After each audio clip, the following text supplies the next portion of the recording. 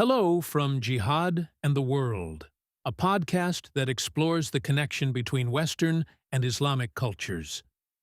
The author is Mark Silinsky of Kensington Security Consulting, where we bring education to national security.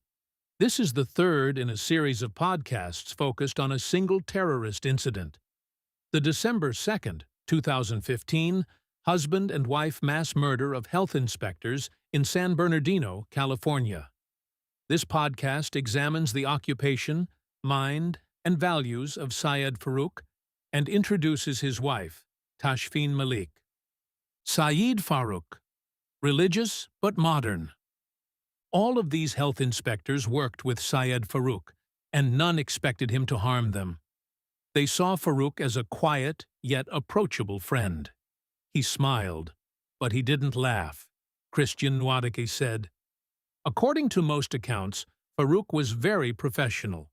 A coworker described him as a by-the-book food safety inspector.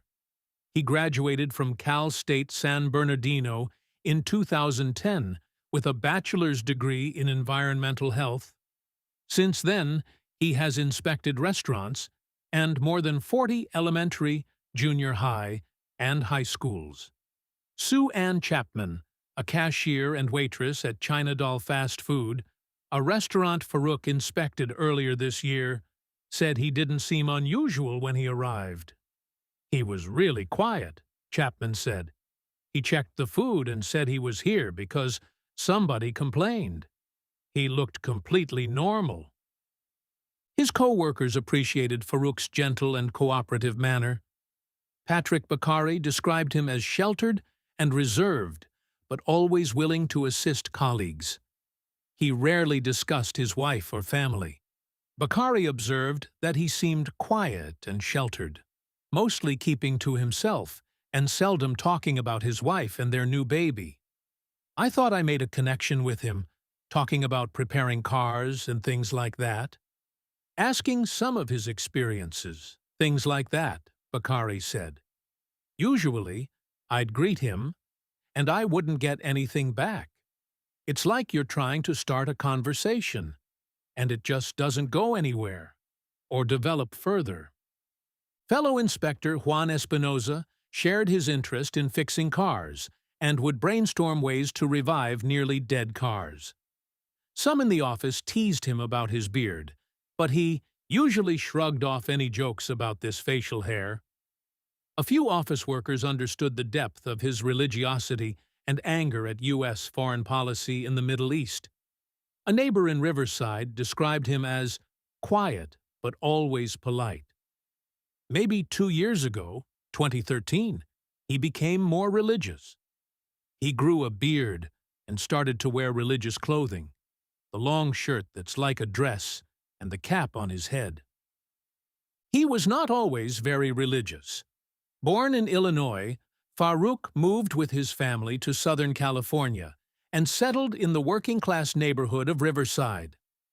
The family was practicing Muslims and observed some unusual religious customs, such as slaughtering chickens and goats in their backyard.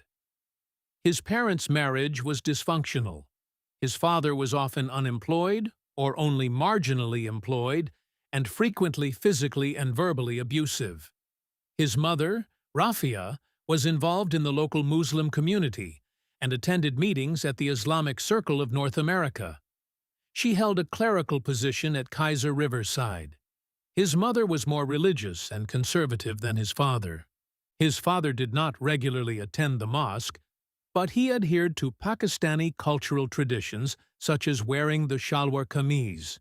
He had a degree in mechanical engineering, but worked intermittently as a truck driver. The family faced financial difficulties, filed for bankruptcy in 2002, and narrowly avoided foreclosure on their house. In 2006, Rafia filed for divorce. According to her, her husband was irresponsible, negligent, and an alcoholic. In court, he denied these accusations but could not refute the claim that he was unable to maintain long-term, stable employment. Fever dreams of Israel. The younger Sayeed attended services and religious events at the Islamic Center of Riverside. He used to listen to my sermons and talks there. I sat up last night thinking about him and what happened, referring to the murders of December 2015. Nizam Ali, who knew Farook through the Islamic Center, could not recall him expressing any extremist ideology, and neither could his co-workers. However, his father was worried that his son harbored at least one dark obsession. He voiced intense hatred for Israel and wanted it erased from the map. He criticized Israel and Jews, and rhetorically supported ISIS when it appeared on the international scene in 2014. As early as 2012, Farook posted radical content on Facebook. Christian Nwadike, who worked with Farook for 5 years, told CBS that his co-worker had changed since returning from Saudi Arabia. "I think he married a terrorist," Nwadike speculated. Aside from his occasional shrill rhetoric, Farook was usually calm, measured, and often polite. Responsible and studious, he worked hard to put himself through college. He studied at community colleges and earned a bachelor's degree in environmental health science in 2010. Now, holding steady employment, he began to search for a wife and turned to Muslim Lonely Hearts dating services that reached singles worldwide. He described himself as coming from a religious but modern family whose values were an Eastern and Western mix. 6 feet tall, he enjoyed working on vintage and modern cars, and reading about religion, and liked to just hang out in the backyard doing target practice with younger sister and friends. He unscored his American citizenship on his posting. He was registered on at least 3 online dating sites. On ArabLounge.com, a site for Arab singles looking for dating, friendship, and love, Farook described himself as single, Allah-fearing, calm, thoughtful, and simple. "I try to live as a good Muslim," he was casting about for a young woman who shares the same outlook. One who wears a hijab but lives life to the fullest. Behavior he disapproved of included dishonesty and impulsivity, particularly buying sprees. He listed his income as $30,000 to $45,000. He posted his hobbies as working on vintage and modern cars, reading religious books, and eating out on occasion. People at his mosque knew him by his middle name, Rizwan. He attended prayers twice a day, often alone, and left without lingering to speak for more than a few minutes. "He's a mosque-goer," a congregant said of Farook. "He comes to the mosque regularly. Something might have happened to him mentally, physically, or whatever that made him change." He added, "I never thought of him as someone who is violent." His biography attracted the attention of a young woman who was born in Pakistan and raised in Saudi Arabia, and she would later become his wife. Tashfeen Malik responded, and they began an online courtship filled with numerous emails. Their attraction was immediate. They shared a common faith and a set of values rooted in core Islamic principles. However, few understood the extent of their radical beliefs or their support for Islamic militancy. In hindsight, the FBI determined that Farook and Malik each became radicalized online as early as 2011. They were independently drawn to sermons and other materials posted online by al-Qaeda in the Arabian Peninsula. Early in their online communication, they discussed martyrdom operations and expressed their mutual disdain for the United States.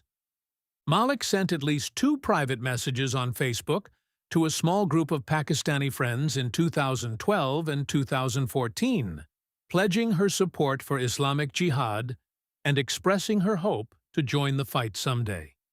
Messages showing religious extremism on her Facebook account in late 2014 alarmed her family in Pakistan. Tashfeen Malik studied pharmacology during the day and the Quran at night at a conservative religious school, or madrasa, in Multan, Pakistan. She never completed her pharmacy course, but was passionate about religious studies. Their courtship resulted in a meeting in Mecca, Saudi Arabia, in October 2013. Accompanied by his mother, Farook went on his Hajj pilgrimage to Mecca, one of Islam's 5 pillars. Malik's parents lived in Riyadh, making it easy for her to go to Mecca. The suitor proposed to Malik the first time they met, and they got engaged. Farook completed a K-1 fiancé visa application to bring Malik to Riverside so they could marry the following summer.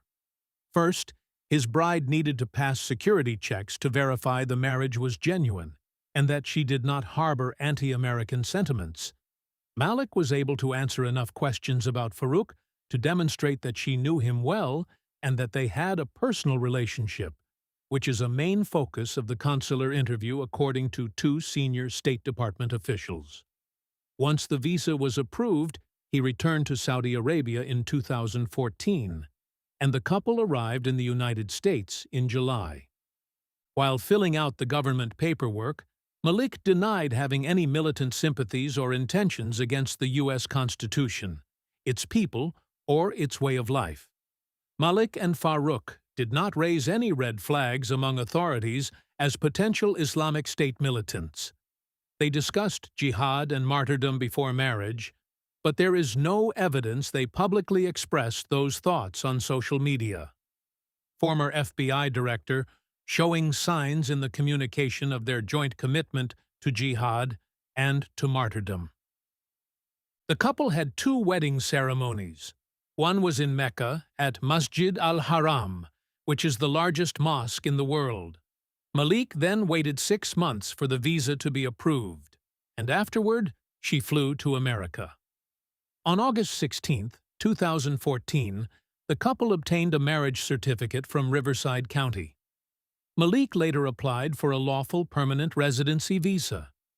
They then married at the Islamic Center in Riverside, with a celebration for an estimated 250 to 300 people.